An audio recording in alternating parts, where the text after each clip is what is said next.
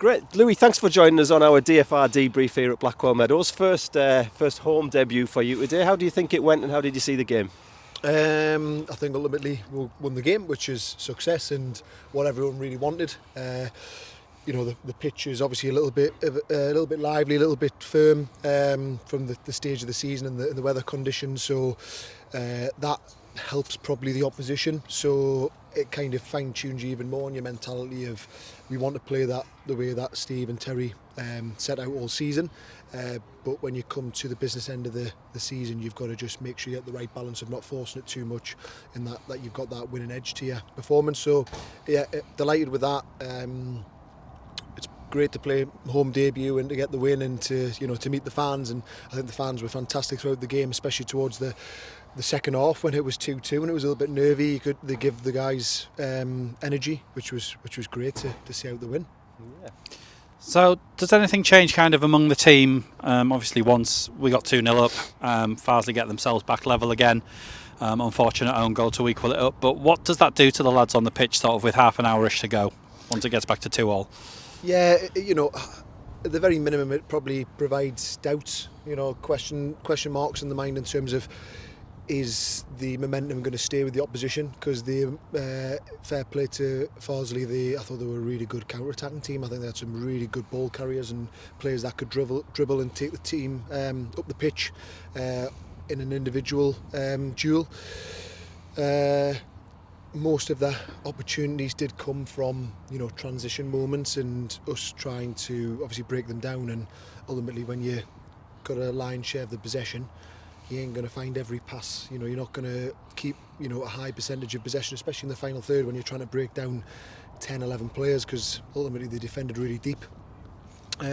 So them question marks will arise. Everyone's human, everyone gets a little bit nervy, but fair play to the boys. There was good communication on the pitch at that point, which was ultimately a reset. You can't affect what's happened and what's been. You can only affect the next action, which is ultimately getting back on the ball, getting back to what we were doing well before Farsley Celtic got that momentum and got the 2 goals. And then also the reminder of, even though the build-up to the second goal is probably disappointing, it's still an own goal, so you've got to try and take a positive in within that they haven't fully carved us open and scored a goal, possibly more to our poor defending than their good attacking. Yep. So yeah, that mental reset, which then puts the boys back on track, and then to kick on and score the goals is really important, which will be a really good learning curve between now and the end of the season, because we're going to have a lot more, shall we say, cagey affairs, because we need to win every game. So piece of cake for you since you came here, Louis. 2 games, 2 wins. And I'm just wondering, obviously in the last role that you've had, it was a coaching role and a playing role. I'm just wondering, has that experience, does it make you look at the game differently, having been on the other side as well? And has it changed the way that your playing style is, having been in coaching roles as well in the last year or 2?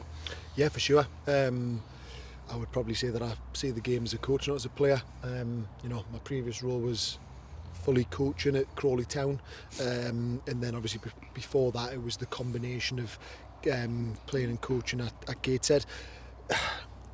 When you step on the pitch, you've got to be a player first and foremost.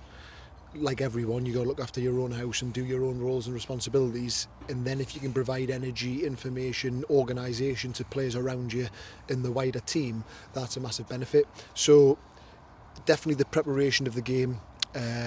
Definitely in moments where maybe the ball goes dead and out of play, you're trying to assess kind of where the overloads are for and against, where we're getting joy, and then try and communicate to that. But as soon as that ball comes back into play and live, a lot of the coaches that I've worked with have reminded me of that, in terms of you just got to be a player and be the best player that you can. So it's a combination, but definitely when I'm on the pitch, I respect the fact that I'm a player here.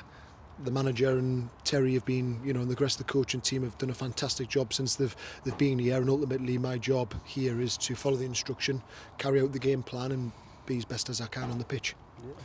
Fantastic. So you mentioned earlier there that obviously the lads want 4 wins to finish the season. We've kind of been looking at 75 points as kind of bare minimum to reach the top 7. Do the lads now think it's going to need 4 wins out of 4 if we're going to finish in the playoffs? Do you know what it is? I think you set your standards high, so ultimately you try and win every game. Yeah, we would love it if we did. Because also as well, what you're doing is you're taking full control of your own journey, your own destiny, essentially, in terms of prepare for every game, tick off the next one, set the bar as high as possible, and if you don't hit that, then potentially then you can look at going, right, did other results go for it? Is it kind of, have we had a little bit of luck in favour elsewhere? So we just have that ruthless mentality of try and be the best that we can, and I think that comes from how good the team has been over the course of the season, how good the individuals are here, how the team's set up, you know what I mean, with great structure and information and preparation. So that's where all the confidence comes from, really. So that's why there's that real attacking, ruthless mentality for every game. Final one from me, Louis. Thanks again for coming out and talking to us. So Northeast lad, we've got a young Northeast player up front. You talk about individuals, and Jack Maskell, a youngster, coming into the game this season. What have you made of his performances? Another 2 goals from today and a man of the match performance. What's your evaluation of Jack's game? I was really impressed. It's not easy stepping up the levels that Jack has. It's not only just a change of mentality and level, it's a change of lifestyle, in terms of you've got to look after yourself a lot more. You've got to be as professional as you can be whilst not being a full-time professional footballer, which is demanding, and it's not to be underestimated, obviously, what he has done and the rest of the team has done. I knew of his aerial ability and his finishing prowess. He showed that in both scenarios. He attacks the ball like I've not seen many players at this level or the level above. Attack the ball, judge the flight, timing of spring, and then obviously, that poacher mentality, whether it's his head or his foot. So I'm going to be honest with you, I really think the ceiling's really high for him, because there's a gap in the market there, which some people would say is almost a dying breed. But ultimately, this level, National League, League 2, League 1, there's a lot of crosses in the box, there's a lot of aerial duels, there's a lot of teams that play direct.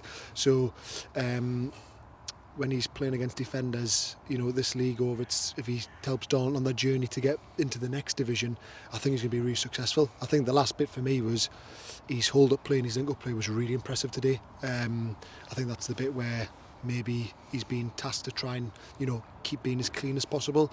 He took it in on a real difficult pitch, secured the ball, released the ball on limited touches, and then tried to get in the box. Then today he's took on information, because fair play to the gaffer and Terry at half time. They've given the information of he's probably not been in the box enough in the first half. We've not crossed the ball enough. They've told us to play the ball into the wide area if you can't link and play through the lines. He wants Jack to pull in the back post. Good delivery from Scotty. They've followed the instructions, they've done that, and that's been the crucial goal. So real good performance, showing that he can take it on information, and he's adapting to the challenge. So yeah, just keep flying, and hey, the ceiling's high. Yeah, wonderful, great. Yeah, final question from me, going back to Farsley's first goal. We think there might have been a handball in the build-up to it as Iwobi goes through and it comes back off Jameson. I can't remember exactly the position of our defenders, like yourself, on the way through there. But did you have a view on that? Did you see anything there? Yeah, I've seen it back. They say 3 mistakes normally lead to a goal. The first mistake is from me, so I take a lot of responsibility in that, in terms of I'm too flat on the same line as Toby and Will Hatfield. So obviously them two are engaged on defenders. I need to provide a bit more depth and cover for the longer ball. We were trying to be aggressive in the first half. We wanted to have our rest defence as high as possible, but you've got to have that depth and that +1 when you can. So the first one comes from me. We've probably, as the play advances, maybe just the body shape of Will, he'll know it in terms of just getting ready to protect the space in behind. If the ball comes wider, then we can delay and deflect and get bodies central of the pitch. And then, the handball's a bit of luck. I think, Pete's decision to come out and be aggressive is really good, and I think the best bit about the decision is he's not made a foul, because you're 2-0 up. A lot of goalkeepers might have got themselves in a position where go gung-ho, and then the worst scenario there is not a goal, it's conceding, last man going off the pitch, levelling it, not just 2-1 but 10 men. So I think he's managed that situation as best he can. The handball, you're going to get some decisions that come for you, some that don't. But yeah, that's probably a sequence of 3 or 4 mistakes really, which we just got to be better at dealing with them transition moments.